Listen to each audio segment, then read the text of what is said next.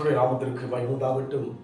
நேற்று நாம் தியானித்த வண்ணமாக உலக தோற்றத்துக்கு முன்பாக தேவன் நம்மை தெரிந்து கொண்டார் என்று பார்த்தோம்.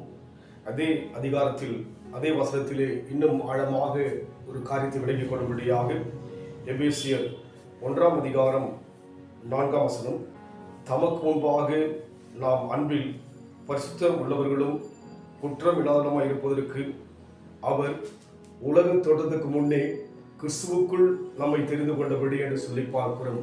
கிறிஸ்துவுக்குள் நம்மை தெரிந்து கொண்டார். அப்படியானால் உலக தோற்றத்துக்கு முன்பாகவே கிறிஸ்து இருந்ததாக இந்த வார்த்தை மூலமாக நாம் அறிந்து கொள்ள வேண்டும்.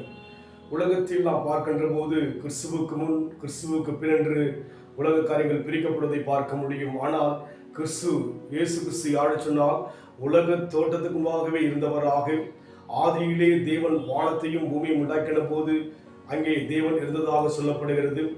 ஆதியிலே வார்த்தை இருந்தது, அந்த வார்த்தை தேவனிடத்திலிருந்தது, அந்த வார்த்தை தேவனாய் இருந்தது சொல்லி இயேசு கிறிஸ்துவை குறித்து யோவான் சொல்வதை பார்க்க முடியும். அதனால் இன்றைக்கு நம் வாழ்க்கையிலே கிறிஸ்துவை முன்பாக வைத்து நம்மை தேவன் உலக தோற்றத்துக்கு முன்பாகவே தெரிந்து கொண்டார். எப்படி இயேசு கிறிஸ்து இந்த உலகத்தில் கடந்து வந்து எல்லாவற்றையும் ஜெயித்தாரோ, அதுபோல அவரை பின்பற்றுகிற, அவரை விசுவாசிக்கிற நம் வாழ்க்கையிலே வருகின்ற எல்லா பிரச்சனைகளையும் நம்மால் ஜெயிக்க முடியும். காரணம், கிறிஸ்துவுக்குள் நம்மை தெரிந்து கொண்டபடியினாலே, உலக தோற்றமாக நம்மை தெரிந்து கொண்டபடியினாலே. அதோடு மாத்திரமல்ல, அதே வசனத்தில் பார்க்க முடியும், நமக்கு முன்பாக நாம் அன்பில் பரிசுத்தம் உள்ளவர்களும் குற்றம் இல்லாதவர்களாய் இருப்பதற்கு என்று சொல்லி பார்க்கிறோம். அவருக்கு முன்பாக நம்மை தேவன் பரிசுத்த உள்ளவர்களாக, குற்றமில்லாத ஜனங்களாக மாற்றும்படியாக கிறிஸ்துவை முன்பாக வைத்திருக்கிறார். அதனால் நம் வாழ்க்கையிலே உலக தோற்றத்திற்காக கிறிஸ்துவுக்குள்ளாக தேவன் தெரிந்து கொண்டார். அதனால் நம்மை பார்க்கின்ற போது நமக்கு முன்பாக கிறிஸ்துவை பிதாவாகிய தேவன் பார்க்கிறபடியினாலே நாம் தேவ பார்வையிலே குற்றமற்றவர்களாக பரிசுத்த உள்ளவர்களாக மாற்ற அவர் வல்லமை உள்ளவராக இருக்கிறபடினாலே நம் வாழ்வில் வருகிற எந்த பிரச்சனையும் நம்மால் மேற்கொள்ள தேவன் உதவி செய்ய வல்லவராக இருக்கிறார். காரணம், நம்மை விட தேவன் கிறிஸ்துவை, இயேசு கிறிஸ்துவை பார்க்கிறார். அவர் பாவமில்லாதவர், பரிசுத்தம் உள்ளவர், குற்றமில்லாதவர்.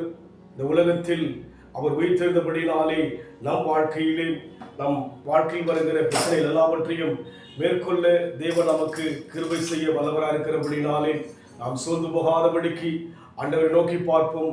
தேவன் இன்றைக்கும் அற்புதம் செய்ய ஜீவனுள்ளவரும் அவர் உண்மையுள்ளவராக இருக்கிறார். என்னென்ன துன்பம் வந்தாலும் நான் கலங்கிடவே மாட்டேன். என்னென்ன துன்பம் வந்தாலும் நான் கலங்கிடவே மாட்டேன். யார் என்ன சொன்னாலும் நான் சோர்ந்து போக மாட்டேன். கிறிஸ்துவுக்குள் வாழுங்க, எனக்கு எப்போதும் வெற்றி உண்டு. கிறிஸ்துவுக்குள் வாழுங்க, எனக்கு எப்போதும் வெற்றி உண்டு. கிறிஸ்துவுக்குள் நம்மை தேவன் தெரிந்து கொண்டபடியினாலே, உலக தோற்றத்திற்காகவே கிறிஸ்து இருந்ததாக சொல்லப்படுகிறபடினாலே, அவர் எப்படி குற்றமற்றவரோ, அவர் எப்படி பரிசுத்தம் உள்ளவரோ, அப்படியாக அவரை முன்வைக்கும் போது நம் குற்றங்களை தேவன் மன்னிக்கிறவராக, நம்மை தேவன் பரிசுத்தப்படுத்துகிற தேவனாக இருப்பதற்காக அன்பின் ஆண்டவரை துதிக்கிறோம் ஐயா. எங்களை உமக்காக தெரிந்து கொண்டபடினாலே எங்கள் வாழ்க்கையில் வருகிற எல்லாவற்றையும் மேற்கொள்ள தேவன் எங்களுக்கு கிருபை செய்யும்.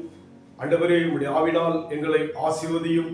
அபிஷேகத்தினால் எங்களை ஆண்டவரே நடத்துவீராக. பொறுப்படுத்திக் கொள்ளுங்க. இயேசுவின் நாமத்தில் பிதாவே, ஆமென். கர்த்தர் ஆசீர்வதிப்பாராக. God bless you.